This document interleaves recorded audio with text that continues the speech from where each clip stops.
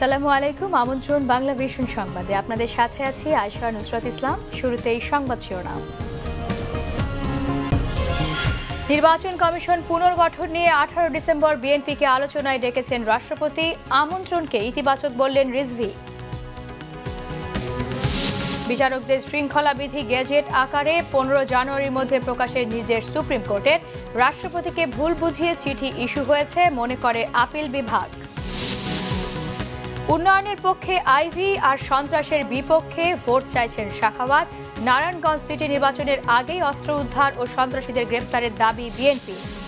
অব্যাহত রয়েছে রোহিঙ্গা অনুপ্রবেশের চাপ, হুমকির মুখে উপকূলীয় এলাকার আর্থসামাজিক ব্যবস্থা।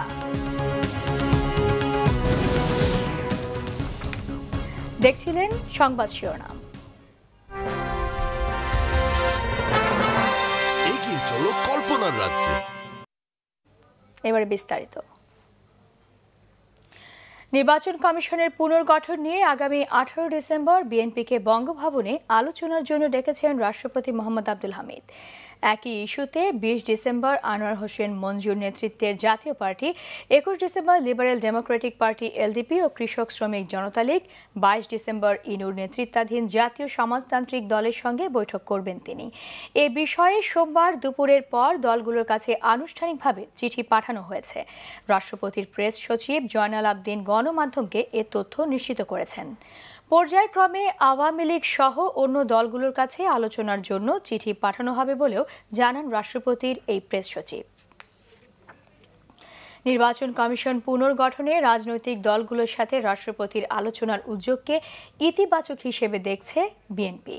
দলের সিনিয়র যুগ্ম মহাসচিব রুহুল কবির রিজভী রাষ্ট্রপতির আমন্ত্রণকে স্বাগত জানান। আলোচনার জন্য তার যে আমন্ত্রণ রাষ্ট্রপতির পক্ষে, এটাকে আমরা ইতিবাচক পদক্ষেপ বলে মনে করছি। সবার সাথে কথা বলে এমন একটি নির্বাচন কমিশন গঠন করবেন যে নির্বাচন কমিশনের প্রতি সকল রাজনৈতিক দলের আস্থা থাকবে। তখনই না রাজনৈতিক দলগুলো সেই তার অধীনে নির্বাচন করতে আগ্রহী হবে। সেটা না হলে তো আগ্রহী হবে না, এটা হতাশার সৃষ্টি হবে। এবং রাষ্ট্রপতির যে তার যে অভিভাবকত্ব, সেটাও তো মানে কোশ্চেন হবে। সব দলের সাথে আলোচনা করে রাষ্ট্রপতি যে নির্বাচন কমিশন গঠন করবেন তা সকলের কাছে গ্রহণযোগ্য হবে বলে আশা করেছেন আওয়ামী লীগের যুগ্ম সাধারণ সম্পাদক মাহবুবুল আলম হানিফ। বিকেলে বঙ্গবন্ধু অ্যাভিনিউয়ে শ্রমিক লীগের আলোচনা সভায় তিনি এসব কথা বলেন। হানিফ আরও বলেন, রাষ্ট্রপতি তার সাংবিধানিক ক্ষমতা বলে সবার সাথে আলোচনা করে নির্বাচন কমিশন গঠন করবেন, যা সবাই মেনে নেবেন বলেও জানান তিনি। এ সময় তিনি নারায়ণগঞ্জ সিটি নির্বাচন নিয়েও কথা বলেন। অভিযোগ করেন, বিএনপি সব নির্বাচনকে বিতর্কিত করার চেষ্টা করেছে।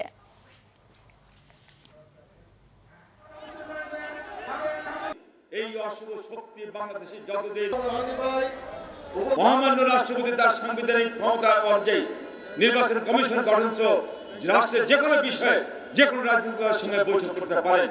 এবং এই নির্বাচন কমিশনের গঠনের ব্যাপারে ইতিমধ্যেই বিএনপিকে আমন্ত্রণ জানিয়েছেন, আমরা স্বাগত জানাই। আমরা আশা করি মহামান্য রাষ্ট্রপতি সকলের সঙ্গে আলাপ করেই একটি গ্রহণযোগ্য নির্বাচন কমিশন গঠন করবেন। অধস্তন আদালতের বিচারকদের শৃঙ্খলা বিধি তৈরি করে তা গ্যাজেট আকারে প্রকাশ করতে সরকারকে 15 জানুয়ারি পর্যন্ত সময় দিয়েছে আপিল বিভাগ। এছাড়া গ্যাজেট প্রকাশ করতে হবে না এই মর্মে দেয়া চিঠি রাষ্ট্রপতিকে তা ভুল বুঝিয়ে করা হয়েছে বলে মনে করেন আপিল বিভাগ। মাজদার হোসেন মামলার রায় অনুযায়ী নিম্ন আদালতের বিচারকদের শৃঙ্খলাবিধি তৈরি করে তা গেজেট আকারে প্রকাশে দেরির কারণে 12 ডিসেম্বর হাজির হয়ে তার ব্যাখ্যা দিতে আইন মন্ত্রণালয়ের 2 বিভাগের 2 সচিবকে তলব করেছিল আপিল বিভাগ। সে অনুযায়ী সোমবার সকালে আপিল বিভাগে হাজির হন আইন ও বিচার বিভাগের সচিব আবু সালেহ শেখ মোহাম্মদ জহিরুল হক এবং সংসদ বিষয়ক বিভাগের সচিব মোহাম্মদ শহীদুল হক। বিষয়টি সুরাহা করতে অ্যাটর্নি জেনারেলের সময়ের আবেদনে 15 জানুয়ারি পর্যন্ত সময় দেন প্রধান বিচারপতির নেতৃত্বে 8 সদস্যের আপিল বিভাগ। আজকে আমি বলেছি যে বিষয়টি সুরাহার জন্য আরও 2 মাস সময় দরকার। আদালত আগামী 15 জানুয়ারিতে এটা শুনানির জন্য ধার্য করেছেন এবং এই সময়ের ভিতরে এটা কিভাবে সুরাহা হয় বা রিজলভ করা যায় এ ব্যাপারে চেষ্টা চালানো হবে। শুনানি চলাকালে আদালত বলেন, সরকার মাজদার হোসেন মামলার রায়ের ৮০% কার্যকর করেছে, বাকি যা আছে তাও সহসা করবে আশা প্রকাশ করে আদালত বলেন, তাতে বিচার বিভাগের স্বাধীনভাবে কাজ করতে সুবিধা হবে। তো সেটি বলতে চেয়েছেন যে সুপ্রিম কোর্ট কোনো রুলস ফ্রেম করে পাঠায়নি, বরঞ্চ আইন মন্ত্রণালয় যে রুলস ফ্রেম করেছিল তাতেই কিছু সংযোজন ওনারা করেছিলেন। হয়তো কোর্ট বলতে চান যে যেহেতু রাষ্ট্রপতি শাসিত দেশ আমাদের না, আমাদের মন্ত্রী পরিষদ শাসিত সরকার, রাষ্ট্রপতির কাছে যেই সামারিগুলো যায় এগুলো বিভিন্ন মন্ত্রণালয়ের থেকে উদ্ভূত হয়। এখানে নিশ্চয়ই মন্ত্রণালয়ের যেই ভাবে গেছে রাষ্ট্রপতি সেভাবেই হয়তো সম্মতি দিয়েছেন। আপিল বিভাগ বলতে চান এই কথা যে এটা রাষ্ট্রপতির কাছে সঠিকভাবে উত্থাপিত হয়তো হয়নি। 1999 সালের 2 ডিসেম্বর আপিল বিভাগ মাজদার হোসেন মামলায় 12 দফা নির্দেশনা দিয়ে রায় দেন। ওই রায়ের আলোকে নিম্ন আদালতের বিচারকদের চাকরির শৃঙ্খলা সংক্রান্ত বিধিমালা প্রণয়নের নির্দেশনা ছিল। আহমেদ সরওয়ার, বাংলা ভিশন, ঢাকা। অধস্তন আদালতের বিচারকদের শৃঙ্খলা বিধি তৈরি করে তা 15 জানুয়ারির মধ্যে গেজেট আকারে প্রকাশ করতে সরকারকে দেয়া আপিল বিভাগের নির্দেশকে স্বাগত জানিয়েছে বিএনপি। সুপ্রিম কোর্ট তাদের যে চাহিদা তারা যেভাবে বলছেন সেভাবে সরকার এবং রাষ্ট্রপতি সেভাবে পদক্ষেপ গ্রহণ করবেন, যার মধ্যে দিয়ে সাধারণ মানুষের শেষ আশ্রয়স্থল, শেষ ভরসার স্থল হচ্ছে আদালত। সেই আদালত যাতে নিজ শক্তিতে স্বাধীন এবং স্বায়ত্তশাসিত হতে পারে, যে উদ্যোগ সুপ্রিম কোর্ট নিয়েছেন সেটা নিশ্চিত তারা করবেন। আমরা দলের পক্ষ থেকে সেই জোরালো দাবি জানাচ্ছি এবং সুপ্রিম কোর্টের উদ্যোগকে আমরা সাধুবাদ জানাচ্ছি। আপনারা জানেন, নারায়ণগঞ্জে উন্নয়ন অব্যাহত রাখার অঙ্গীকারে ভোটের মাঠ চষে বেড়াচ্ছে নৌকার প্রার্থী ডক্টর সেলিনা হায়াত আইভী। এদিকে বিএনপির প্রার্থী অ্যাডভোকেট সাখাওয়াত হোসেন খান বলছেন সন্ত্রাস মাদকমুক্ত নগরী গড়ার কথা। নারায়ণগঞ্জ থেকে ফিরে শারমিন ইব্রাহিমের রিপোর্ট, ক্যামেরায় ছিলেন জহুরুল হক জনি। নারায়ণগঞ্জ সিটি কর্পোরেশন নির্বাচনের বাকি আর 10 দিন। প্রথমবারের মতো দলীয় এই নির্বাচনে মূল লড়াই যথারীতি নৌকা আর ধানের শীষের। জোর প্রচারণা চালালেও এখন পর্যন্ত নির্বাচনী ইশতেহার ঘোষণা করেননি কোনো প্রার্থী। তবে পাল্টাপাল্টি অভিযোগে পিছিয়ে নেই কেউ। গত মেয়াদে শীতলক্ষ্যা সেতু করতে না পারায় সাবেক মেয়র আইভীকে বারবার ব্যর্থ বলছেন বিএনপি প্রার্থী সাখাওয়াত হোসেন। আর আইভীর দাবি, সেতু নিয়ে রাজনীতির কোনো সুযোগ নেই। অবহেলিত নয়, আপনারা এখন বন্দর গিয়ে দেখুন, রাস্তা, গাছ, ড্রেন কি পরিমাণে হয়েছে তাদের সাথে কথা বলে দেখুন। তবে ব্রিজটার জন্য আমাদের একটু অসম্পূর্ণতা দেখা দিচ্ছে, এইটার জন্য অবশ্যই চেষ্টা করব এবং মাননীয় প্রধানমন্ত্রী এইবার এটা নিশ্চয় করে দিবে। আর একটা কথা বলতে চাচ্ছি, যিনি বলতে চাচ্ছে যে ব্রিজ করে দিবে, ব্রিজ কিভাবে করে দিবে? যদি উন্নয়নের এই ধারাবাহিকতা রাখতে হলে আইভীকেই প্রয়োজন আছে। প্রচারণায় আইভীর সাথে দলীয় নেতাদের দেখা না মিললেও সাখাওয়াতের পাশে প্রতিদিনই থাকছেন দলের কেউ না কেউ। প্রচারণার সময় তিনি জানান, সন্ত্রাস নয়, মূলত একটি পরিবারের বিরুদ্ধে সোচ্চার ছিলেন আইভী। আমি দলমত নির্বিশেষে নারায়ণগঞ্জের মানুষের ঐক্য গড়ে তুলব, যাতে নারায়ণগঞ্জে কোনো সন্ত্রাস না থাকে। আর ওনার সন্ত্রাস বিরোধী অবস্থানের কথা বলেন, সেটা হলো উনি শুধু একটি পরিবারের বিরুদ্ধে কথা বলেছে, কোনো সন্ত্রাসের বিরুদ্ধে কথা বলেন নাই। আমি ওই পরিবারের বিরুদ্ধে কথা বলেছি বা অন্য যে কোনো সন্ত্রাস হয়েছে সেই সন্ত্রাসের বিরুদ্ধে কথা বলেছি। এই পাল্টাপাল্টির মধ্যে ভোটারদের আশা, যোগ্য প্রার্থী নির্বাচিত হয়ে শান্তিপূর্ণ বসবাসের সুযোগ করে দেবেন নারায়ণগঞ্জে। জমে উঠেছে নারায়ণগঞ্জের ভোটের মাঠ। মূল প্রতিদ্বন্দ্বীদের একজন পরীক্ষিত, আরেকজন চান সুযোগ। তবে কার আশা পূরণ হবে তার জন্য অপেক্ষা 22 ডিসেম্বরের। Sharmin Ibrahim, Bangla vision, Narayanganj. Narayanganj city corporation নির্বাচনে সেনা মোতায়েনের দাবি আবারও জানিয়েছে বিএনপি। দলের নেতারা বলেছেন, নারায়ণগঞ্জ নির্বাচনী এলাকায় ভাড়াটে গুন্ডাদের আনাগোনা বাড়ছে, সেখান থেকে অস্ত্র উদ্ধারের দাবিও জানান তারা। ভোটাররা নিরাপদে ভোট দিতে পারবে কিনা সে সংখ্যা দিন দিন বেড়েই চলেছে বলে মন্তব্য করেন নেতারা। ঢাকা রিপোর্টার্স ইউনিটিতে এক আলোচনায় বিএনপির স্থায়ী কমিটির সদস্য আমির খসরু মাহমুদ চৌধুরী বলেন, সাংঘর্ষিক রাজনীতি পরিহার করে সরকারের উচিত বেগম জিয়ার 13 দফা নিয়ে আলোচনা করে অবাধ সুষ্ঠু নির্বাচনের জন্য শক্তিশালী নির্বাচন কমিশন গঠন করা। বেগম জিয়ার 13 দফায় আলোচনার যথেষ্ট সুযোগ রাখা হয়েছে। নারায়ণগঞ্জ সিটি কর্পোরেশন নির্বাচন সুষ্ঠু করতে আবারও সেনা মোতায়েনের দাবি জানান তিনি। যারা কুবুদ্ধির মধ্যে আছে, কূটকৌশল এবং মাস্তানি সন্ত্রাসের মাধ্যমে তাদের যে পরিকল্পনাগুলো আছে, সেখানে যদি আজকে সেনাবাহিনী থাকে, তাদের পরিকল্পনাগুলো পরিকল্পনায় থেকে যাবে, বাস্তবায়ন করার সুযোগ হবে না। এই জন্য দেওয়ার প্রয়োজন। সুতরাং আজকে নারায়ণগঞ্জে শান্ত আছে বলে আর্মির প্রয়োজনীয়তা হবে না। সম্বন্ধে যারা বলছে তাদের আইন শৃঙ্খলা রক্ষা করার ব্যাপারে তাদের কোনো কনসেপ্টই নাই। এদিকে জাতীয় প্রেস ক্লাবে আরেক আলোচনায় বিএনপি নেতা আব্দুল্লাহ আল নোমান বলেন, নির্বাচন কমিশনের জন্য acid test Narayanganj city corporation নির্বাচনী এলাকায় অস্ত্র উদ্ধারের দাবি জানান তিনি। সেখানে যে অস্ত্র আছে, সেই অস্ত্র আওয়ামী লীগের হাতে, সেই অস্ত্র আওয়ামী লীগের নেতাদের হাতে। সেই নির্বাচনের পূর্বে এই অস্ত্র, যে অস্ত্র সেখানে বিভিন্ন ক্যাডারদের মধ্যে আছে, সেগুলো আদায় করতে হবে এবং তার মধ্য দিয়ে নিরস্ত্র সাধারণ মানুষ যাতে ভোট দিতে পারে সে ব্যবস্থা করতে হবে। আব্দুল্লাহ আল নোমান বলেন, লুই আইকানের নকশা বাস্তবায়নের নামে শেরেবাংলা নগর থেকে শহীদ রাষ্ট্রপতি জিয়াউর রহমানের মাজার সরিয়ে নেওয়ার চেষ্টা করছে সরকার। এটি সরকারের রাজনৈতিক অপকৌশল। জাহাঙ্গীর আকন্দ, বাংলা ভিশন, ঢাকা। প্রতিরক্ষা বাহিনীর প্রধানদের নিয়োগের মেয়াদ সর্বোচ্চ 4 বছর করে প্রতিরক্ষা বাহিনী প্রধান আইন 2016 এর খসড়া নীতিগত অনুমোদন দিয়েছে মন্ত্রিসভা। সচিবালয়ে প্রধানমন্ত্রীর সভাপতিত্বে অনুষ্ঠিত মন্ত্রিসভার নিয়মিত বৈঠকে অনুমোদন দেওয়া হয়। এই আইনটি অনুসারে অবসরের পর কোনো বাহিনীর প্রধানকে সামরিক বেসামরিক কোনো পদে পুনরায় নিয়োগ দেওয়া যাবে না, তবে তাদের নতুন কোনো বেসামরিক পদে চুক্তিভিত্তিক নিয়োগ দেওয়া যাবে। এছাড়া মন্ত্রিসভার বৈঠকে 10ম জাতীয় সংসদের 2017 সালের প্রথম অধিবেশনে রাষ্ট্রপতির ভাষণের খসড়াও অনুমোদন করেছে মন্ত্রিসভা। বাংলাদেশ ধান গবেষণা ইনস্টিটিউট আইন, বীজ আইন ও বাংলাদেশ চলচ্চিত্র টেলিভিশন ইনস্টিটিউট আইনের খসড়াও অনুমোদন করেছে মন্ত্রিসভা। বৈঠকে বাংলাদেশ ভারত সীমান্তে বর্ডার হাটের পরিধি বাড়িয়ে এ সংক্রান্ত সমঝোতা স্মারক পুনরায় সইয়ের জন্য অনুমোদন দেওয়া হয়। তামিলনাড়ুর মুখ্যমন্ত্রী জয়ললিতা এবং প্রধানমন্ত্রীর বিশেষ সহকারী মাহবুবুল হক শাকিলের মৃত্যুতে শোক প্রস্তাব অনুমোদন করেছে মন্ত্রিসভা। বান্দরবান এবং টেকনাফের বিভিন্ন পয়েন্ট দিয়ে রোহিঙ্গাদের অনুপ্রবেশ অব্যাহত রয়েছে। চাপ বাড়ছে উপকূলীয় এলাকার আর্থসামাজিক ব্যবস্থায়। হুমকি তৈরি হয়েছে স্বাস্থ্য ও আইন শৃঙ্খলা পরিস্থিতিতে। দালাল ধরে রোহিঙ্গা মা বাবার সঙ্গে শিশুরাই ঢুকছে বেশি। এতে ভবিষ্যতে নতুন করে পোলিও রোগ ছড়িয়ে পড়ার শঙ্কা স্থানীয় স্বাস্থ্য বিভাগের।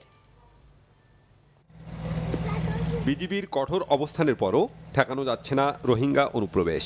মিয়ানমারে সেনাদের বর্বরতার মুখে জীবন বাঁচাতে ঝুঁকি নিয়ে বাংলাদেশেই আশ্রয় খুঁজছে তারা। এ সুযোগে বেড়েছে দালালদের দৌরাত্ম্য।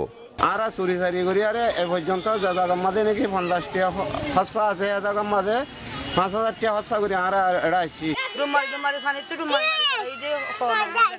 মিয়ানমার নাগরিকগুলোকে রোহিঙ্গাগুলোকে শরণার্থী ক্যাম্পে নিয়ে যায় কিছু মোটা অঙ্কের টাকা নিয়ে। জলপাইতলির কিছু দালাল চক্র ছিল। কয়েক লাখ রোহিঙ্গা মুসলিম অবস্থান করছে কক্সবাজার বান্দরবানের বিভিন্ন এলাকায়। এই রোহিঙ্গাদের আশ্রয়ে আইন শৃঙ্খলা পরিস্থিতির অবনতির শঙ্কায় সচেতন মহল। সামাজিক ব্যবস্থার আপনার ক্ষতি হওয়ার সম্ভাবনা আছে এবং আমাদের সর্বোপরি আইন শৃঙ্খলার ক্ষতির সম্ভাবনা আছে। মানবিক কারণে তাদেরকে আশ্রয় প্রশ্রয় দিলেও তারা কিন্তু বাংলাদেশের আইন শৃঙ্খলা পরিস্থিতির অবনতি করানোর থেকে শুরু করে বিভিন্ন জঙ্গি গোষ্ঠীর সাথে তাদের সম্পৃক্ততা। এদিকে 6 মাস বয়স থেকে 5 বছরের কম বয়সী শিশুর স্বাস্থ্য ঝুঁকির আশঙ্কায় নাইখংছড়ি উপজেলা জুড়ে 24টি গুরুত্বপূর্ণ পয়েন্টে ভিটামিন এ ক্যাম্পেইনের পাশাপাশি 4 দিনব্যাপী পোলিও এবং এমআর ভ্যাকসিন দেওয়া হচ্ছে বলে জানিয়েছেন সিভিল সার্জন ডাক্তার উদয় শঙ্কর চাকমা। আমাদের স্বাস্থ্য সেক্টর ঝুঁকির সম্মুখীন বিধায় পোলিও এবং এমআর ভ্যাকসিন সকল শিশুকে 6 মাস বয়সী থেকে 5 বছরের নিচে সকল শিশুকে আমরা খাওয়ার উদ্যোগ নিয়েছি এবং এই কার্যক্রম আমাদের চলতেছে। নতুন করে রোহিঙ্গা অনুপ্রবেশ ঠেকাতে সীমান্তে কঠোর নজরদারি রয়েছে বলে জানিয়েছে BGB. Bangla vision news desk. নিচ্ছি সিবিসি টাইলস সংবাদ বিরতি, সাথেই থাকুন, ফিরে এসে থাকছে কিয়ামত পর্যন্ত চেষ্টা করলেও মার্কিন বাজারে প্রবেশের বিশেষ সুবিধা জিএসপি পাওয়া যাবে না, মন্তব্য বাণিজ্য মন্ত্রী। মহাখালীর 7 তলা বস্তির আগুন নিভে গেলেও থামছে না গৃহহীনদের কান্না, বস্তিবাসীর অভিযোগ এ নাশকতা পরিকল্পিত।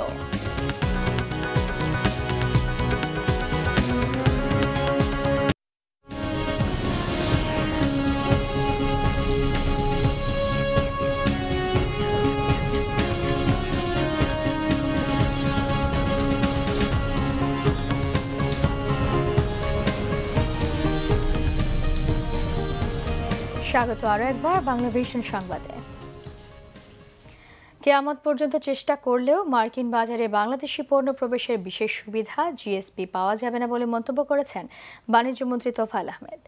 বিকেলে রাজধানী বসুন্ধরা আন্তর্জাতিক কনভেনশন সিটিতে এক অনুষ্ঠানে তিনি এ মন্তব্য করেন। মন্ত্রী বলেন, জিএসপি ফিরে পেতে মার্কিন যুক্তরাষ্ট্রের দেওয়া 16টি শর্তই পূরণ করা হয়েছে, এরপরও জিএসপি ফিরে দেওয়া হচ্ছে না। জিএসপি সুবিধা মার্কিন যুক্তরাষ্ট্র বাংলাদেশকে কোনোভাবেই দেবে না, তাই তাদের কাছে অজুহাতের অভাব নেই বলেও মন্তব্য করেন বাণিজ্যমন্ত্রী। শ্রমিকদের কর্মপরিবেশ আগের চেয়ে অনেক ভালো হয়েছে দাবি করে মন্ত্রী আরও বলেন, পোশাক কারখানায় শ্রমিক অসন্তোষ হওয়ার আর কোনো কারণ নেই, তবে সব সময় কিছু বহিরাগতরা পোশাক কারখানায় ঝামেলা সৃষ্টি করে, এ নিয়ে সতর্ক থাকার আহ্বান জানান বাণিজ্যমন্ত্রী। রাজধানীর মহাখালীর 7 তলা বস্তির আগুন নিভে গেলেও থামানো যাচ্ছে না গৃহহীনদের কান্না। আগুনে প্রায় 100টি ঘর পোড়ার পাশাপাশি সহায় সম্বলহীন হয়েছেন হাজার খানেক মানুষ। ছোট ছোট সন্তান নিয়ে না খেয়ে খোলা আকাশের নিচে থাকতে হচ্ছে তাদের। শর্ট সার্কিট নয়, পরিকল্পিতভাবে আগুন লাগানো হয়েছে এমন অভিযোগ বস্তিবাসীর। রবিবার রাত 1টা, দাউ দাউ করে আগুনে জ্বলছে রাজধানীর মহাখালীর 7 তলা বস্তি। আগুনে বস্তির প্রায় 100টি ঘর পুড়ে ছাই। কোনো রকমে জীবন নিয়ে বেঁচেছেন বস্তিবাসী। প্রাণে বাঁচল 70 হাজারা বেগমের কান্না কোনোভাবেই থামছে না।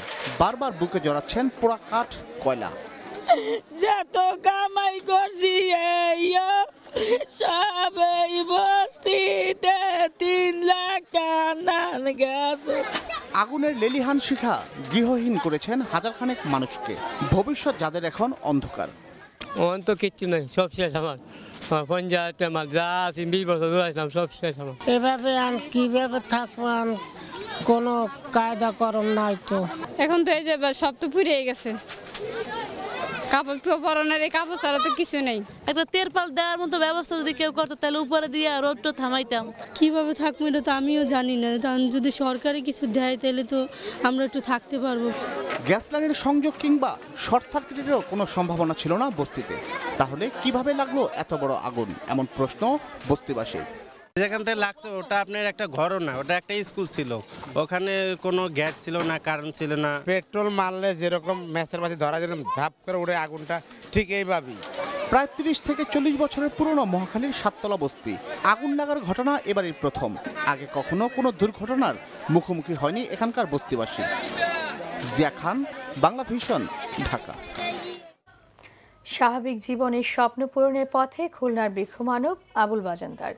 2 হাতে গাছের শাখা প্রশাখার মতো আঁচিলের ভারমুক্ত হয়ে এখন নিজ হাতে খাচ্ছেন তিনি, কোলে নিচ্ছেন বাচ্চাকে। স্বাভাবিক অন্যান্য কাজও শুরু করতে পারবেন শিগগিরই, এমনই আশা করা হচ্ছে। বৃক্ষ মানব হিসেবে দেশ বিদেশে পরিচিত খুলনার আবুল বাজানদার। অস্ত্রোপচার হয়েছে 2 হাতে 5 বার করে 10টি আর 2 পায়ে 2 বার করে 4টি। 2 হাতে 4টি ও 2 পায়ে 2টি ছোট অপারেশনের পরেই হয়ে উঠবেন পুরোপুরি সুস্থ। গত 30 জানুয়ারি ঢাকা মেডিকেল কলেজ হাসপাতালে ভর্তি করা হয় খুলনার 25 বছর বয়সী এই যুবককে। হাসি মুখে বৃক্ষমানব আবুল বাজানদার জানান, বাড়ি ফেরার অপেক্ষার কথা, স্বপ্ন আবার স্বাভাবিক জীবনের। অনেক ভালো লাগতেছে। আমার একটা মেয়ে আছে, তারে ধরেন আমি হাতে কোলে তারে নিতে পারি না, যত্ন করতে পারি না। এখন তারে ধরতে পারি, তারে আদর যত্ন করতে পারি। অনেক ভালো লাগতেছে যে আবার স্বাভাবিক হয়ে উঠতেছি, নিজের কাজকাম করব, ব্যবসা বাণিজ্য করব। ভাষায় তো প্রকাশ করার মতন না যে এরকম সবাই আমার পাশে দাঁড়ায় আমার সুস্থ করে আমার মা বাবার কোলে এবং ছেলে মেয়ে স্ত্রীর কোলে ফিরিয়ে দিচ্ছে ভালোভাবে। স্বামীর সুস্থতায় মুগ্ধ বাজনদারের স্ত্রী হালিমা, ভাষায় কুলাচ্ছে না অভিব্যক্তি। মিডিয়া ভাইয়েরা, স্বাস্থ্যমন্ত্রী, মাননীয় প্রধানমন্ত্রী এবং সম্মানিত যে ডাক্তারেরা ওনার চিকিৎসা করতেছে, সবার মাধ্যমে, সারা দেশবাসীর মাধ্যমে যে আমরা এখন যেভাবে ট্রিটমেন্ট পাচ্ছি, কি সুযোগ সুবিধা পাচ্ছি, এতটা আমরা আশা করিনি। অনেক খুশি আমরা। চিকিৎসা বিজ্ঞানী এটি একটি মাইল ফলক বললেন ঢাকা মেডিকেলের বার্ন ইউনিটের প্রধান সমন্বয়ক সামন্ত লাল সেন। বাজানদাকে তো আমরা ছেড়ে দিব, কিন্তু আবার যদি পুনরায় হয় তাহলে এই কষ্টটা আমাদের বৃথা যাবে। আমরা ওইটার ব্যাপারে এখন কাজ করছি। সংক্রামক কিংবা কী রোগ, সেটার জন্য যে আমরা রক্ত, স্যালাইভা, টিস্যু এগুলো আমেরিকাতে পাঠিয়েছি, সেগুলোর এখনও উত্তর মানে পূর্ণাঙ্গ উত্তর আসেনি। কৈশোরে বাবার সাথে ভ্যান চালিয়ে একদিকে সংসারে ঘানি, আরেকদিকে রোগের মোকাবেলা করা আবুল বাজনদারের স্বপ্ন স্বাভাবিক জীবনে ফিরে ব্যবসা করার। এস.এম. ফয়েজ, বাংলা ভিশন, ঢাকা। আইন শৃঙ্খলা রক্ষাকারী বাহিনীর সোর্স পরিচয় দিয়ে প্রতারণার অভিযোগে রাজধানীতে এক ব্যক্তিকে গ্রেফতার করেছে র্যাব ৪। নিখোঁজ থাকা বাংলাদেশি বংশোদ্ভূত এক ব্রিটিশ নাগরিকের পরিবারের কাছ থেকে ৫০ লাখ টাকা হাতিয়ে নেয় এই প্রতারক হাজি আলম। রবিবার রাতে শাহ আলী থানা দিয়াবাড়ি এলাকা থেকে তাকে আটক করা হয়। কারণ বাজারে র্যাব মিডিয়া সেন্টারে এক সংবাদ সম্মেলনে এই তথ্য জানানো হয়েছে। এতে বলা হয়, গত জুলাই মাসে ডক্টর সুরাইয়া পারভিনের ছেলে বাংলাদেশি বংশোদ্ভূত ব্রিটিশ নাগরিক ইয়াসির মোহাম্মদ বনানী রেল স্টেশন এলাকা থেকে নিখোঁজ হয়। তাকে উদ্ধারে কথা বলে হাজি আলম ডক্টর সুরাইয়ার কাছ থেকে ৫০ লাখ টাকা হাতিয়ে নেয়। এরপর থেকে হাজি আলম তাদের সাথে যোগাযোগ বন্ধ করে দেয়। আবারও নিচ্ছি সিবিসি টেল সংবাদ বিরতি, সাথেই থাকুন, ফিরে আসছি জানিয়ে। এক চীন নীতি নিয়ে ট্রাম্পের প্রশ্ন, ছাড় না দিলে চীন থেকে সরে তাইওয়ানকে সমর্থন দেওয়ার হুমকি। নিউজিল্যান্ডের কন্ডিশনে টেস্টে কঠিন পরীক্ষার মুখোমুখি হলেও ওয়ানডে ও টি-20তে ভালো করবে টাইগাররা, আশাবাদ সাবেকদের।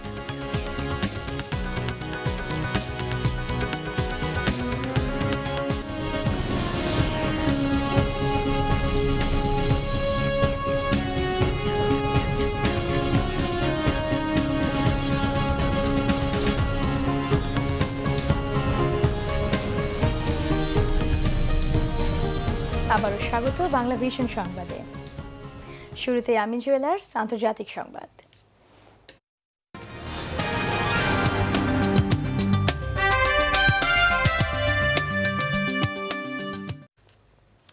যুক্তরাষ্ট্রের এক চীন নীতি নিয়ে প্রশ্ন তুলেছেন নবনির্বাচিত মার্কিন প্রেসিডেন্ট ডোনাল্ড ট্রাম্প। বাণিজ্য ও অন্যান্য ইস্যুতে ছাড় দিয়ে নতুন চুক্তি না করলে এক চীন নীতি থেকে সরে গিয়ে তাইওয়ানকে সমর্থন দেওয়ার হুঁশিয়ারও দিয়েছেন তিনি। আর এতে উদ্বেগ প্রকাশ করেছে চীন। রবিবার মার্কিন সংবাদ মাধ্যম ফক্স নিউজের সাথে এক সাক্ষাৎকারে এই হুঁশিয়ারি দেন তিনি। সম্প্রতি প্রথা ভেঙে তাইওয়ানের প্রেসিডেন্টের সাথে ফোনালাপ করেন ট্রাম্প। এতে ট্রাম্পকে নিয়ে টুইটারে চীনা প্রশাসন নানা মন্তব্য করার এক সপ্তাহের মাথায় এই হুঁশিয়ারি দিলেন ট্রাম্প। সাক্ষাৎকারে তিনি বলেন, নিজেদের মুদ্রা ব্যবস্থা, উত্তর কোরিয়া ও দক্ষিণ চীন সাগরে উত্তেজনা নিয়ে যুক্তরাষ্ট্রকে কোনো সহযোগিতা করছে না চীন। আন্তর্জাতিক মুদ্রা নিয়ন্ত্রণে চীন বাড়াবাড়ি করছে বলেও মনে করেন ট্রাম্প। তাইওয়ানের প্রেসিডেন্টের সঙ্গে ফোনালাপ নিয়ে চীনের মন্তব্যকে অসম্মানজনক উল্লেখ করে ট্রাম্প বলেন, তার ওপর চীনের কর্তৃত্ব মেনে নেবেন না তিনি। ১৯৭২ সালে প্রেসিডেন্ট রিচার্ড নিক্সন ও চীনা প্রেসিডেন্ট মাও সেতুংয়ের মধ্যে চুক্তির পর থেকে এক চীন নীতি মেনে আসছে যুক্তরাষ্ট্র। চুক্তি অনুযায়ী তাইওয়ানকে চীন আলাদা প্রদেশ বলে মনে করে, যা সমর্থন করে আসছে যুক্তরাষ্ট্র। এবারে দেশের বাইরের আরও কিছু খবর নিয়ে ডেস্ক রিপোর্ট। শক্তিশালী ঘূর্ণিঝড় ভারতার আঘাতে ভারতের তামিলনাড়ু প্রদেশে মৃত্যু হয়েছে 2 জনের। সোমবার বিকেলে ঘন্টায় 130 কিলোমিটার বেগে ঝড়টি রাজধানী চেন্নাইয়ের পুলিকাতে আঘাত হানে। এতে ভেঙে পড়েছে বেশ কিছু ঘরবাড়ি, উপড়ে গেছে গাছপালা। ঝড়ের প্রভাবে তামিলনাড়ু ও এর পাশের অন্ধ্রপ্রদেশে বইছে ঝোড়ো হাওয়া সহ প্রবল বৃষ্টি। দুর্যোগপূর্ণ এলাকাগুলো থেকে নিরাপদে সরিয়ে নেওয়া হয়েছে 16,000 অধিবাসীকে। বাতিল করা হয়েছে 50টিরও বেশি ফ্লাইট। বন্ধ শিক্ষা প্রতিষ্ঠান, সরকারি ও বেসরকারি অফিস। দুর্গত এলাকাগুলোতে উদ্ধার কাজ ও ত্রাণ সহায়তা শুরু করেছে স্বেচ্ছাসেবক দল ও চিকিৎসকরা। সিরিয়ার সংঘাতপূর্ণ দক্ষিণ আলেপ্পোর প্রধান গুরুত্বপূর্ণ এলাকা থেকে গেরিলাদের হটিয়ে সেখানকার দখল নিয়েছে সরকারি বাহিনী। এর আগে 1 মাসেরও বেশি সময় অভিযান চালিয়ে পূর্ব আলেপ্পোর 90% এলাকার দখল নেয় সেনারা। এদিকে পূর্ব আলেপ্পো থেকে অন্তত 13,000 বেসামরিক নাগরিককে পালিয়ে যেতে সাহায্য করেছে রুশ সেনাবাহিনী। নিউজিল্যান্ডের নতুন প্রধানমন্ত্রী হিসেবে শপথ নিয়েছেন দেশটির সাবেক অর্থমন্ত্রী বিল ইংলিশ। এক ভাষণে দেশের অবকাঠামো উন্নয়ন ও অর্থনীতি চাঙ্গা করতে জনগণের সাথে কাজ করার প্রতিশ্রুতি দেন বিল। গেল সপ্তাহে পারিবারিক কারণ দেখিয়ে প্রধানমন্ত্রীর পদ থেকে সরে দাঁড়ান 8 বছর ধরে ক্ষমতায় থাকা জন কি।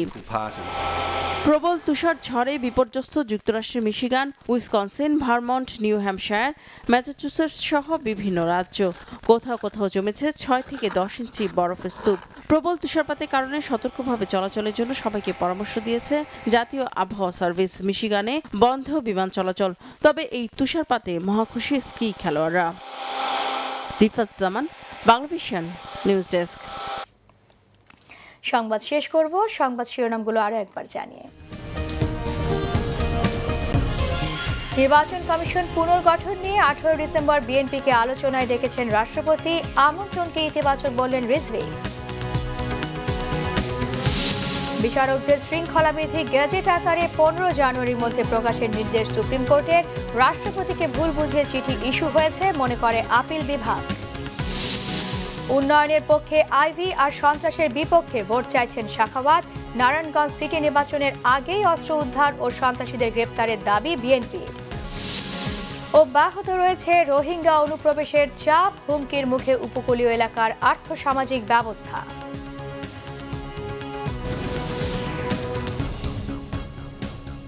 এ ছিল এখনকার মতো। পরের সংবাদ রাত 10:30টায়। এর আগে 9টায় রয়েছে নিউজ টপ 10 দেখার আমন্ত্রণ রইল। এছাড়া দেশ বিদেশের সংবাদ সবার আগে জানতে গ্রামীণ ফোন, বাংলা লিংক ও এয়ারটেল থেকে ডায়াল করুন 1616 নম্বরে। এতক্ষণ সাথে থাকায় ধন্যবাদ।